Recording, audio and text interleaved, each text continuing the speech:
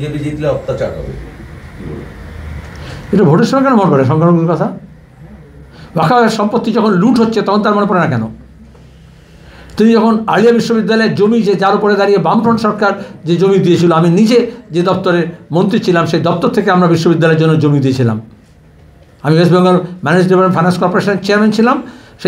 সেই তার জমি WBMDFCর জমি আমরা দিয়েছিলাম মেয়েদের শিক্ষার জন্য, পেশা শিক্ষার জন্য।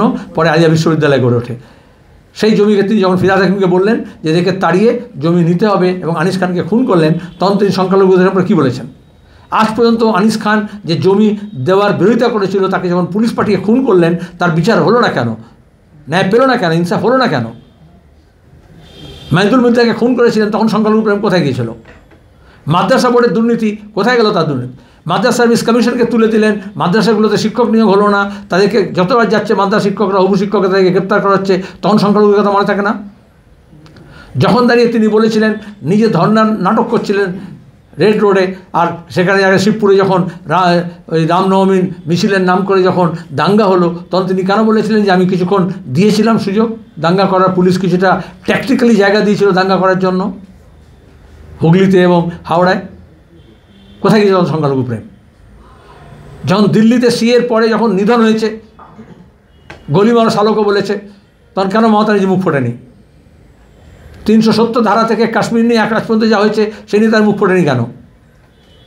যখন কবরস্থানের জমির ওপরে তৃণমূল দখল করে বাড়ি বানাচ্ছে, বাস টার্মিনাস বানাচ্ছে, ভ্যাট বানাচ্ছে, তখন তার সংখ্যালঘু প্রেম কোথায় গেছে? WMDFC যে লোন দিত বেকার ছেলে মেয়েদেরকে, যে দক্ষতা তৈরি করতো, যে স্কিল ডেভেলপমেন্ট করতো, সেগুলো বন্ধ হয়ে গেল। সেগুলো সম্পর্কে তার সংখ্যালঘু প্রেম কোথায় গেল? স্টাইপেন্ড সংখ্যালঘুদের কোটি কোটি টাকা তৃণমূলের মন্ত্রী, MLA, নেতারা মেরেছে সেন্ট্রাল গভর্নমেন্টের হিসেবে, তার অপরাধীদের শাস্তি দেয়নি, আর মমতা ব্যানার্জি কোনো কথা বলেনি। তখন সংখ্যালঘু কথা কোথায় গেল? আজকে সংখ্যালঘু ছেলেমেয়েরা কেন লাশ হয়ে বাড়ি ফিরছে আর পরিযায়ী শ্রমিক হয়ে যাচ্ছে? কেন তাদের কাজ হয়নি? বেশিরভাগ সংখ্যালঘু মানুষ, তপশিলি জাতির মানুষ, আদিবাসী মানুষ কৃষিকাজের সঙ্গে যুক্ত। কৃষি লাভজনক নয় বলে আজকে তার ফসল বিক্রি হচ্ছে না বলে লাখ লাখ লোক কৃষিকাজ ছাড়ছে এবং দিন মজুরে পরিণত হচ্ছে। তার 100 দিনের কাজ বন্ধ, তার টাকা দিচ্ছেন না, চুরি করেছে তার টাকা। কোথায় গেল তার কথা?